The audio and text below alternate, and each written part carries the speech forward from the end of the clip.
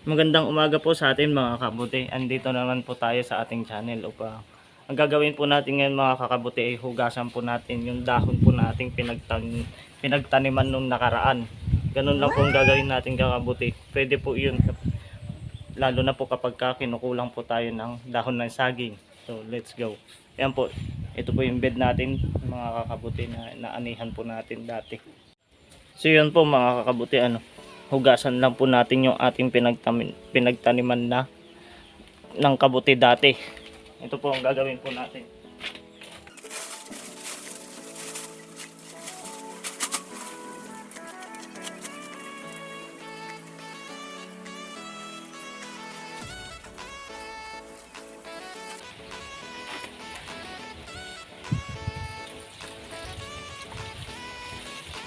So ito po mga kakabuti, ganito lang po ang gagawin po natin. Hugasan po natin itong mga pinagtamnan natin dati, at ito lang din po ang gagamitin po nating pagtataniman ngayon. Basta po walang anay mga kakabuti, pwede po yun. Pwede lang po natin gawin. Yan lang po, hugasan lang po natin ng maayos.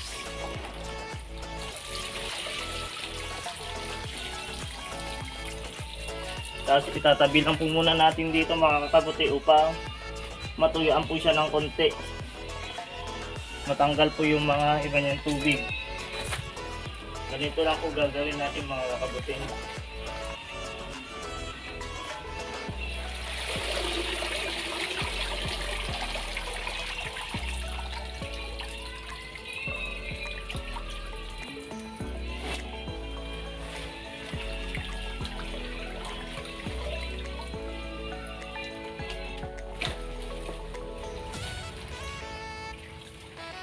Maski din na po natin ibabad ito mga kakabuti ng 8 oras sapagkat ito po ay mga basa naman na po.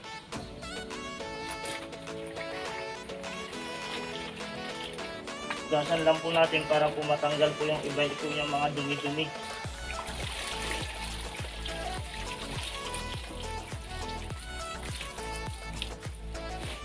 So yan na po mga kakabuti, itong ating hinugasan pong dahon ng saging. Ang gagawin po natin yan, hintayin po natin mga kakabuti na matuyo, yung wala na pong tumutulong tubig.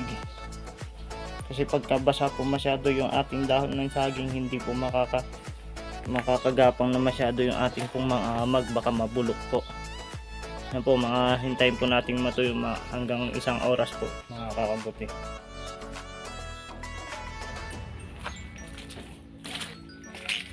So yun na po mga kakabuti, tapos na po nating patuyuin po yung ating patluluin po yung tubig po ng ating mga dahon ng saging.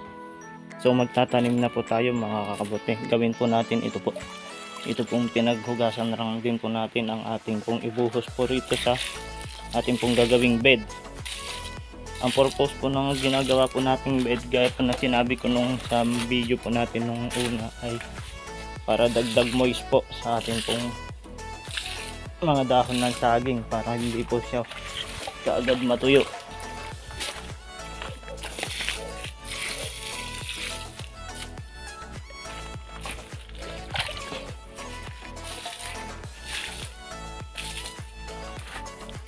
So kung napapansin nyo po mga kakabuti, nagbabad na rin po ako ng ating karton.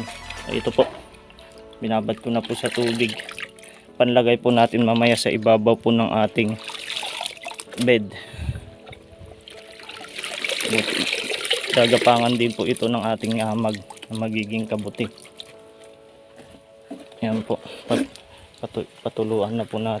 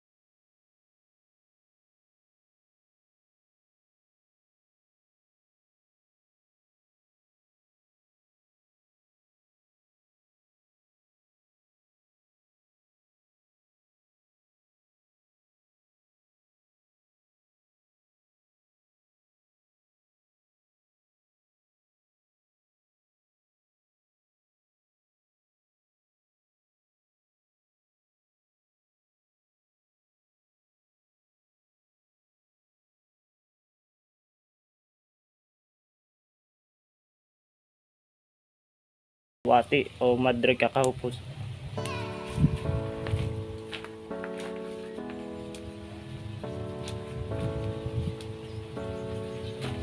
Dito lang po sa gitna mga kakabuti ang paglalagay.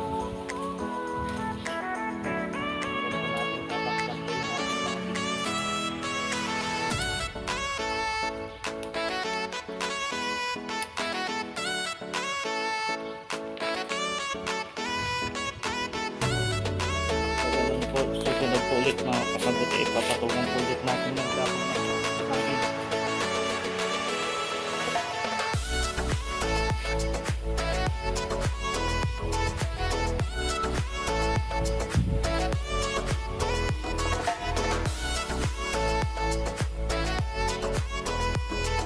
Ganun lang po mga kakabuti, hanggang sa maubos po yung dahon po ng saging po natin. Ayan po mga kakabuti, tapos na po yung ating pong bed. Gagawin po natin, ito pong tira po natin binhi, lalagay po natin sa ibabaw, tapos ilalagay po natin yung karton po na binabad natin kanina.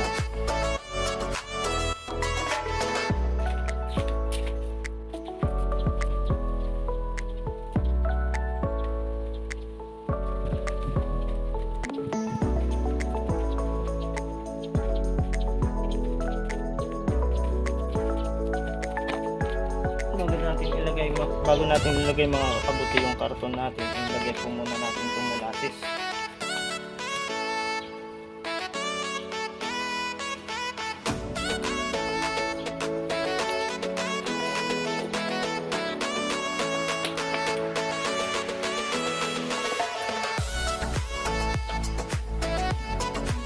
Kakabuti, iubos na po natin.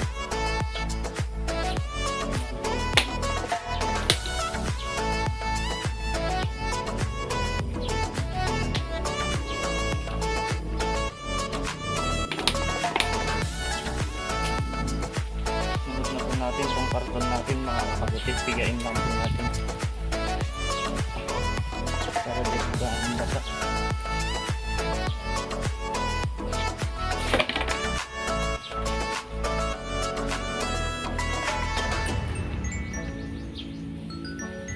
Yan lang po mga kakabuti, sulatin lang po natin ng konti.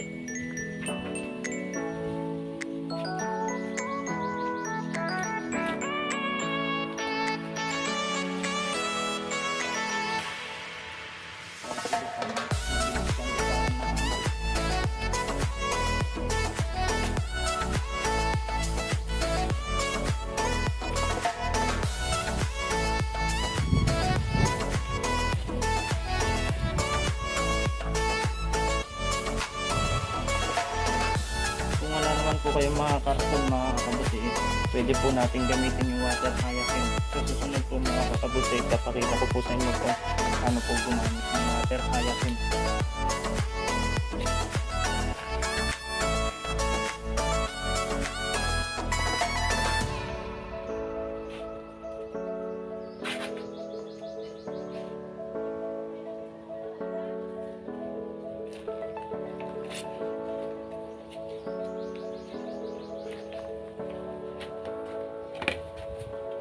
Yan po mga kakabuti, nakita nyo po, tapos na po. Susunod po natin ay tatakpan na po natin siya.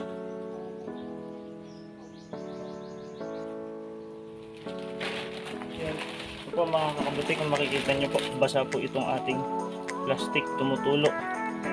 Ginawa ko po dito, binasa ko po muna sa tubig para po sinausa ko po muna sa tubig para po maiwasan po yung pagkatuyo po agad ng ating bed.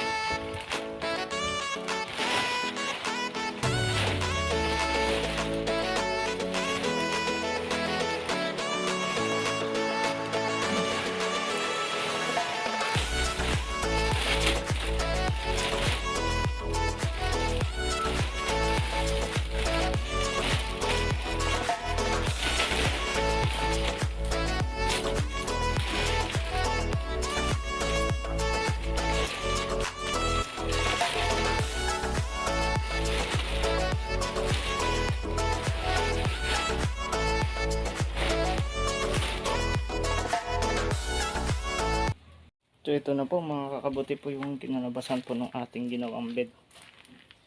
Ayan po.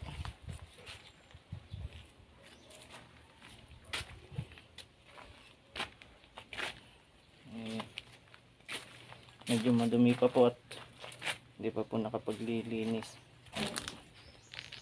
So yun po mga kakabuti, sa mga wala pong mga magamit dyan na dahon ng saging, pwede lang po nating pagtamnan ulit yung ating mga ginamit, mga napagtamnan na po nating dahon ng saging. Wag po nating itatapon, basta wag lang pong inanay. So yun lang po, maraming salamat po, God bless po sa ating lahat.